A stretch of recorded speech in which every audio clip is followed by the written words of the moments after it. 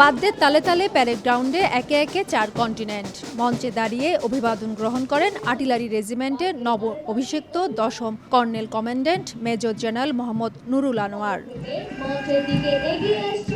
বুধবার সকালে চট্টগ্রাম হালিশহর সেনানিবাসে অনুষ্ঠিত হলো আর্টিলারি রেজিমেন্ট ও আর্মি এয়ার ডিফেন্স কোরের নতুন কর্নেল কমান্ড্যান্ট অভিষেক অনুষ্ঠান।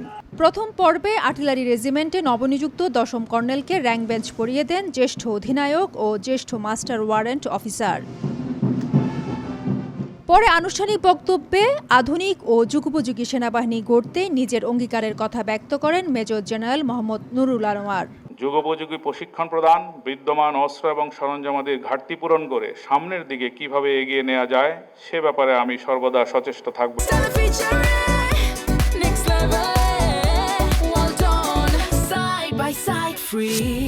দ্বিতীয় পর্বে অভিষেক হয় আর্মি এয়ার ডিফেন্স কোরের প্রথম কর্নেল কমান্ড্যান্টের।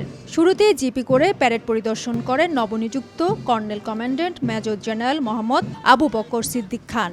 পরে সামরিক রীতি অনুযায়ী বিভিন্ন কন্টিনেন্ট অভিবাদন জানায় নবনিযুক্ত কর্নেল কমান্ড্যান্টকে। আনুষ্ঠানিকভাবে পড়ানো হয় কর্নেল র্যাঙ্ক বেঞ্চ। আপনাদের কর্নেল কমান্ড্যান্ট হিসেবে যে কোনো উন্নয়ন এবং কল্যাণমুখী কার্যক্রম এবং বাস্তবায়নের ক্ষেত্রে আমার বিশেষ নজর থাকবে।